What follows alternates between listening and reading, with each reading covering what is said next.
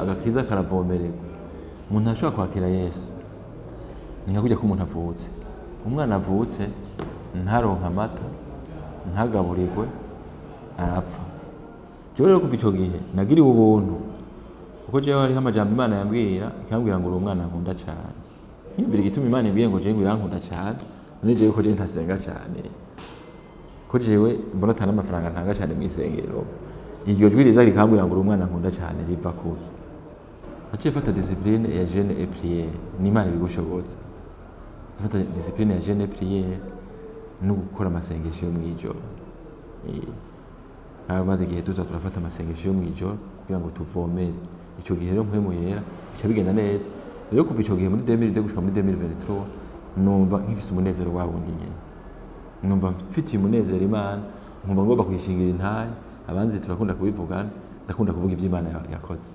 Nkavuga ugukomera kw'Imana mu bantu bahambaye no mu bantu boroshe.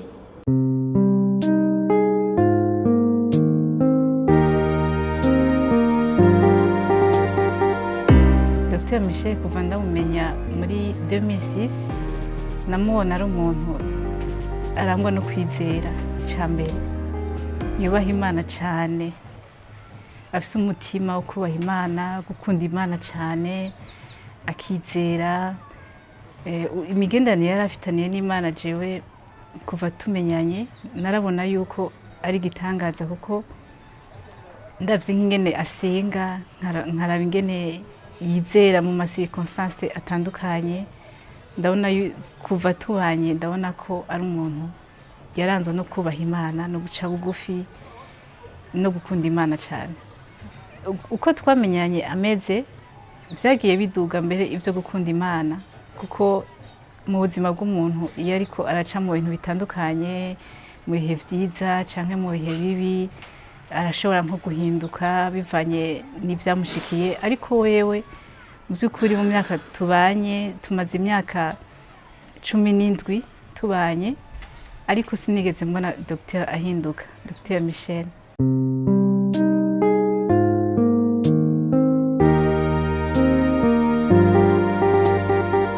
Ico gihe ibintu byinshi Imana yagiye imvuga igenda imbwira ibindi tuma n'abandi bakozi b'Imana ndiko ndabigenderamo. Mugabo kugira ngo ibintu by'Imana byuzure ivyo yakuvuzeko, hariho la part du bénéficiaire. Hari igihe Imana ivuga ibintu, amasezerano mu bisanzwe ubwoko bubiri. Hariho amasezerano avec condition n'amasezerano sans condition. Je vous donne un exemple. Mu byakozwe usubira mu byagezwe igice cya 28, urabona ijambo ry'Imana rivuga ngo nimwitondera ivyagezwe vyanje nanje nzobashira hejuru gusumba yandi mahanga yose. Ni ukuvuga hariho akantu kitwa ni. Iyi n'amasezerano avec condition. Ni ukuvuga uretse kuvyitondera ivyo bintu Imana yavuze ntusubire kuyironderako. Mugabo hakaba andi masezerano sans condition. Je vous donne un exemple. Yosef muri Bibiliya urashobora kuza muri Genèse 37 urabona ijya nkuru ya Yosef no kubandanya. Imana yagira amwiyereka kiri umuhungu w'umusore, iramwiyereka akarota akabona abantu bavukana bazomwikubita imbere kujya imikama yikubita imbere. Bijya bintu bica afite amasezerano ata condition irimo. Imana ibaraciye kuri waruzocamo n'ibigeragezo biri très bien rythmé bizogushikana kuri promotion X kuri zo serva les autres. Urabona ko Yosef yaruziye kuba premier ministre bigenze gute? Kubera yuko yaciye mu bigeragezo byose Imana yamucishijemo, mugabo nta lapara ya Yosef ubona ko yagira aca mu vy'Imana yaciyemo, yamuciriye hanyuma atinda shika ahantu akorera abandi benshi. Muri Egiputa bishwe n'inzara bamaze imyaka 7, urazi ko imyaka 7 y'inzara nini imyaka 7 y'agahembo, yaciye abinyishu ya communauté. Abantu bazobera inyishu communauté bagira amasezerano sans condition comme Joseph. Rero narabonye ibintu byinshi Imana yagiye imvuga ko byaciye biza biranshika ko no mu byo ndiko ndakora ubuye aka kazi kose ariko ndakora ko mu gipolisi ni igikorwa c'Imana, kuko podium y'umupolisi ni kajya akorera. Shaka kwiyumira ngo podium y'umukozi w'Imana ashobora gukora umukozi w'umupolisi akorera kwibarabara cyangwa akorera mu biro cyangwa avura. Podium y'Imana izomubaza naha nkuje podium yanje naha muri bino biro, kuko benshi bamaze kwakira Yesu. Ndashobora kubafasha ivyo ndabandikira, mugabo nkamubwira na Yesu akamwakira.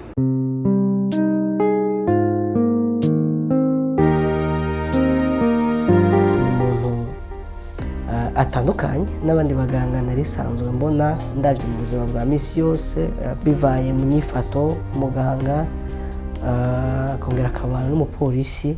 Hariho ibintu tuba twiteze kuri abo bantu. Rero nawe kumubona ubwa mbere ndatangara, ndavye ukuntu yifata, ukuntu aciye bugufi, ukuntu yakira neza, ukuntu yiyaranje mu kazi ka misi yose ntabura umwanya w'ijambo ry'Imana, ukuntu abantu bamwitura cyane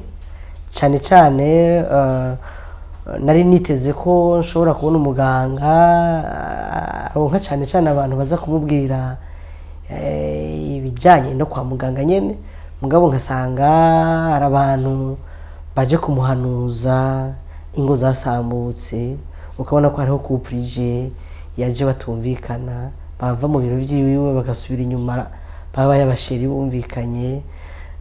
Mu nyuma nkabona abantu baza umuravye umuntu ukabona ko aje yarataye ivyizigiro by'ubuzima, yava mu biro by'iwiwe ugasanga asohotse ariko aratwenga. Harimwo amakameshi jewe yanshikiye turi kumwe na Michel, nzi abantu bari bafise integuro zo kwiyahura, bakaza afise ivyo yanditse yamaze n'ubwo n'amatestament yo kwiyahura, yasohoka mu biro kwa Michel akava yatwenga kubera ko yahinduye intumbero. Abantu baza bafise ingwara z'ubumuga, ndafise amakaye abantu bashika nka 3, umuntu yaragwaye diabete na hypertension, yaja mu biro kwa Michel akamusengera, mu nyuma wa muntu akazana amarizita yo kwa muganga cyangwa arazarakize. Narabonye umuntu yari yagize paralizi kuva tumenyana na Michel amwakiriye akamuganiriza akamusengera, yataye amabekiye n'amafoto twayabereka. Toke rero jewe ntangura kwiyumvira nti uyu muntu haruhande y'ubuganga harafise ikindi kintu kiri muri we ashobora kuvukanisha kigaheza kigatuma akora ubuganga, akumviriza abantu nk'umuganga, ariko akongera kandi agahuza abantu. Ikindi kintu novuga ko nabonye muri Michel gikomeye, namubonye ko ingabire sinzi ngene bava nabivuga mu Kirundi ya reconciliation yo guhuza abantu.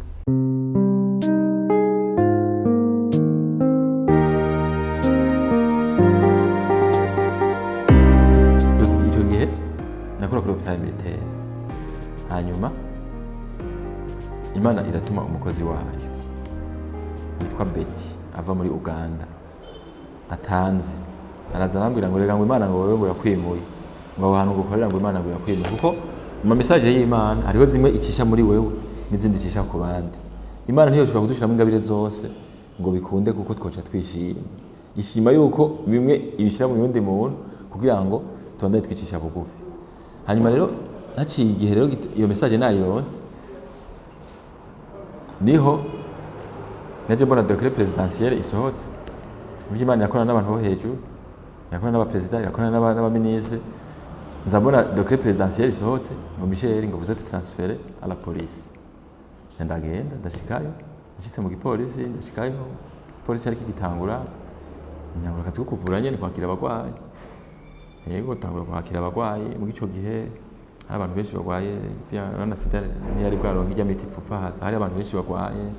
Niyo twaciye dutangura kwiyumvira rero, nawe akaza umuntu kwivuza mu biro, tuzanye n'umwana wiwe, adusanga bakubwiye ngo wa muntu yapfuye. Cyo bintera kugira umutwaro rero wo kugira ukuza ndafasha abo bagwayi nyene, kuko namenye icyo Imana yampamagariye. Rero tubafasha tugira n'ama projet tugira n'iki. Hanyuma rero ivyo birarengana, haragira igihe rero numva umutima wanje unyemeza ati none ko atari bitaro by'igipolisi bihari, abapolisi bangana gutyo 10 bingahe. Erega hariho ibintu abashefu bacu bo hejuru bakubwira n'ibindi bintu biza muri wowe kubera Imana ishinga ingabire mu muntu. Ibyo bintu bimaze kunzamwo rero bikanzamwo yuko mbona ko hariho besoin y'igipolisi cyo gira hôpital. Cinshikira abantu bandongoye, ndaduga muri inspection, ndaduga hejuru, ndabibwira, barabihezagira bati icyo byiyumviro ni byiza, hanyuma cyaba bishigiki. Cyo gituma ubona ubu rero hariho ibitaro bisaba kozi benshi n'abantu nzeye biri ngaha nyene. Rero nyane cyo gituma n'umukuru w'igihugu yaciye aduha kakashingwe cagi. Byo musi rero nukuri ntakubesha, wumvise ngo president aragukeneye, iyo message iraryoshe. umunsi wumvise perezida akubwiye ngo ndaguhamagaye uzogenda unezerewe vrema kuko batumye umuntu ngo none ngo Michel ngo wateguye grande tene ko grande tene ugiye ku munsi mukuru nyine uhambaye none habaye iki ngo rega ngo son excellence ngo azoguha agashimwe ngo Ngozi ngo le 1er mai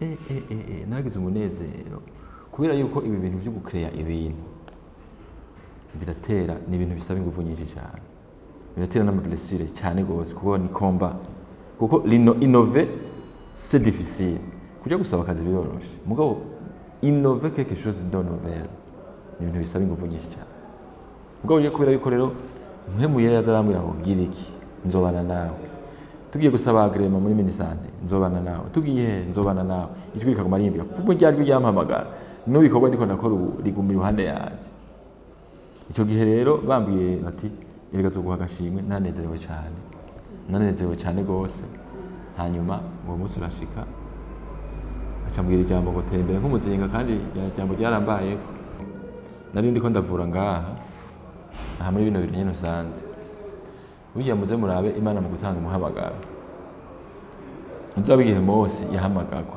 ni Mose yaragiye intama za sebukwe Yetiro ariko arigendagendera mu ntuze hanyuma abone igisaka kiko kirasha hajya mugabo kidatemuka avuga ati reka mpindukire ndabe ako katabonetse uko niko Imana ihamagara etape ya mbere imbere yuko Imana ihamagara umuntu ikwereka ikintu kiri anormal je narindi ngaha mu biro ndiko ndakira abantu bagwaye baraza gwaye malaria babara mu nda mene ku mutwe bati ngwaye amaso two turabandikira je nkabona abadamu cyane cyane batanguye gukomera induru mu biro c'est quoi ça abantu umupolisi kazi aje mu biro induru beaucoup de cas abagore benshi barinda mu biro byanje ndavuga none gamara ibintu ni biki qu'est-ce qui se passe rimwe kabiri gatatu biba benshi kenshi ijwi riraza rirambwira nicaye ngaha nyene abo bantu barakomeretse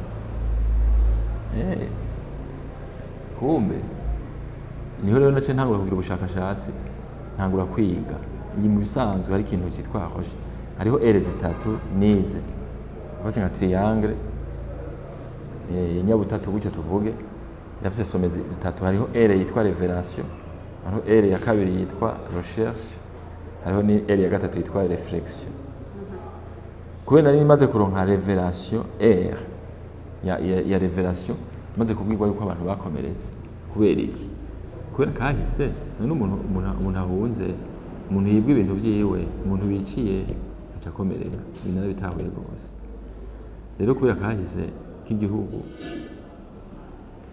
n'abapolisi kabona nabo nyene barimo muri ibyo bikorwa byo kugarukana amahoro n'umutekano nabo nyene birabashikako rero nacingira recherche ku bantu babikora cyane nongera ndiga formation sur le trauma healing hanyuma Imana ikaziranyigisha buhoro buhoro nigishwa n'abantu namwe mu yaranyigisha niho rero mpejeje iyo formation nahuye n'abasirikare b'abaretraité b'abanyamerika nabo kubera bakunda kwiga cyane ku kintu cyitwa PTSD post traumatic stress disorder état de stress post traumatique niho rero nacangira ubushakashatsi ndagira ntuzeye ndagira n'ivyigwa niho cyo twaciye dutangura kubikora rero turonka na approche yo gukiza abantu bikomere twigishijwe kandi innovant nziza ikiza abantu ugasanga umuntu yaragwaye ibikomere yarabikize tubikoze neza atwagwa n'akazi kenshi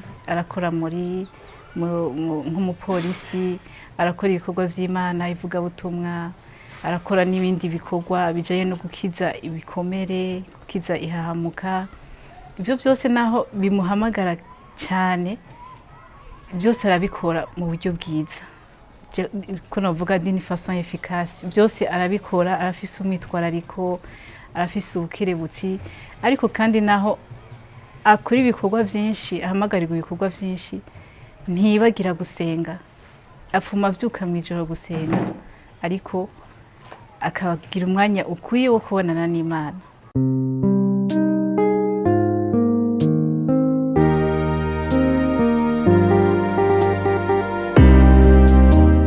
jewe muranamubwira nti wowe uri intumwa y'Imana, haruhande yuko wize ibyo kwa muganga biragaragara yuko Imana igushakamwo cyane cyane gusubiza hamwe abantu. Kigira kabiri naramubwiye nti cyane cyane wewe biragaragara yuko wewe umengo uri giseke Imana yashizemo umunezero aho ugeze abantu babuze umunezero bawuronka. Kica gatatu umengo muri wewe uri giseke kirimwe amahoro ushitse abantu babuze amahoro baca basubira bagahuza. Ica kane nuvuga ko n'umuntu afise umunezero udacika, afise umunezero udacika nama navyumvira. Murabona muri ubu buzi bwo gufasha abantu bagendana ibibazo amagara make yo mu mutwe, hari aba bari ku miti, hari aba bamaze naho batarafata imiti, ari babandi bayerera mu ibarabara, acagira akazi kenshi mugabo agashobora muri ka kazi kwama afise umunezero. Usanga Michel ari karatwenga, winjiye kwa Michel nta ma protocole maremare, ni wa muntu azi kwakira abantu bose benshi umwanya mutoya. Uno munsi hari abantu jewe barenga 30 nukubwira n'amazina nkakubwira na adresse physique zabo, bashima Imana kuba Michel yarabayeho. Hama rero jewe nkaca niyumvira ni mbega ni gute finalement umuntu arashobora kuvanga ivyo yize akabivanga no gufasha kirimwa muntu mu buzima bwa misi yose. Aho ngombye kuvuga nko kuba nk'umuganga, colonel mu gipolisi, chef wa service santé, wamengo n'umuntu afise ibikorwa byinshi byo no kwita ama responsabilité menshi, atagomba kuronka umwanya wo kumviriza abantu no kubasengera. Ikindi kintu novuga ko cankoze ko afisemo ingabire n'umuntu azi kuganiriza abantu bato bato. Ni ukuri jewe twebwe dukora nk'imwe muri service santé dukorera ngaha, turoktroya des soins. Umuntu agiye kwivuza aha tukamurungika, uwo twandikire tukayimwandikira, abantu baduhezagira nta n'uwo baharura, kuko umuntu umuhaye autorisation cyangwa ukamuvura agakira, uyo muntu azopfa kwibagiye. Mbona abantu bashima cyane ko usanga baraje ngaha bazanye ibitoki ngo njirira abana, nanjye nkimibuka no kumwibuka. Iyo ni salaire non monétaire ihagaze ku kazi ko kuvura. Umuntu umufashije ikintu agakira ntuworonka ikintu baguhemba, mugabo hariho salaire nyene feedback ivuye ku muntu wafashije, bien sûr n'Imana iba yavyanditse, usanga bifise umugisha mwinshi gusumba. Michel novuga ko mu buzima bwanje ari mu bantu namenye, urumva narose n'amahirwe gukorana nawe nigiye ko byinshi nimvuga byinshi mwumva ico kintu cyo guca bugufi. Iki kintu tukibona kenshi ku bantu bitwa ko bafise ayo matitre yo hejuru, bize byinshi, arimo ingabire ikomeye cyane ituma ameze kujya kwa Emma ni kakantu iyo kageze mu utwuma twose tuza tukihomako, nawe yageze mu bantu umenga umuntu wese yo mukorako, umenga umuntu wese yo muganiriza.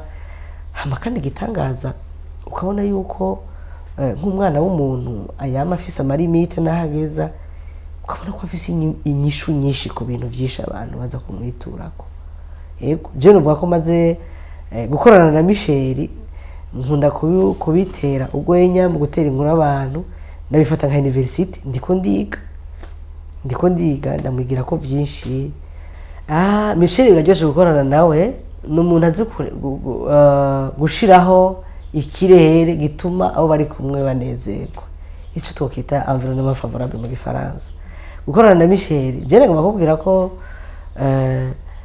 urabona nk'umukozi wese turafata amakonje, iyo mfasha akaruhuko kuja kuruhuka hari igihe nsanga naje ku kazi kandi atashunje gukora kugira ndamurayo gusa ndamurabuze amanja ngenda. Hariho ico no kwita inkabuzo mu muntu zikora, novuga kuri zibiri. Hariho inkabuzo Michel akunda gukwakitiva mu bantu. Hari inkabuzo bita sinzi ngenza kubivuga mu Kirundi bita adrenaline.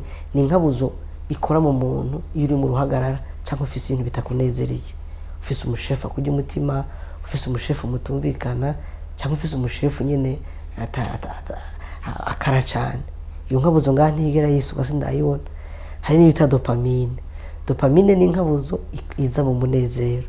Michel rapfa kwinjira iyo nkabuzo itangura kwisuka kandi iyo nkabuzo abahinga baravuga ko ari ituma umuntu aramba umva ko bana Michel rero gari kuramba jewe ikintu no gusaba ngo uzengere unkunda uzonsengere sinzove muri kuruwari ngume ngendera hanyene ivyo Imana yateguye byose kuko bimwe bimwe ndabizi naho ntabivuga no kuvuga ibintu hageze kubera umuntu w'Imana mu bisanzwe yazi nicyo kizokurangira iyo vraiment muri kumwe n'Imana irakubwira ati uri muri ibi hanyuma uzoba uri muri ibi hanyuma muri ibi ibyo oyi byaramenyekanye ku bantu b'Imana rero jewe unsengera nsabira Imana ati Imana Michel mugo mupusa muri bya bindi bamuremera gusa kuko hari umuntu atinzira wasangiye mu bitari ibyo rero isengesho niryo nyene kugira ngo yani Imana izompe kuramba yaranabisezeraniye mbere izompe kuramba kuko ntiwashobora gukorera Imana utarambye jewe namvuga nti Michel yarakeneye gufata abantu bakamushira kuri stade hama akazara batwenza hama akabasengera ndamba ndamusengera ngo Imana yugurura imiryango ashobore guhura n'abantu benshi bashoboka kuko jewe imisi tumaranye ndazi ko afise umuti w'abarundi bashaka jewe ikintu nabonye muhamagaro wa Michel afise umuhamagaro w'ukiza abantu bikomere akoresheje ijambo ry'Imana ndamusengera rero kugira ngo ntazohava atakaza umuhamagaro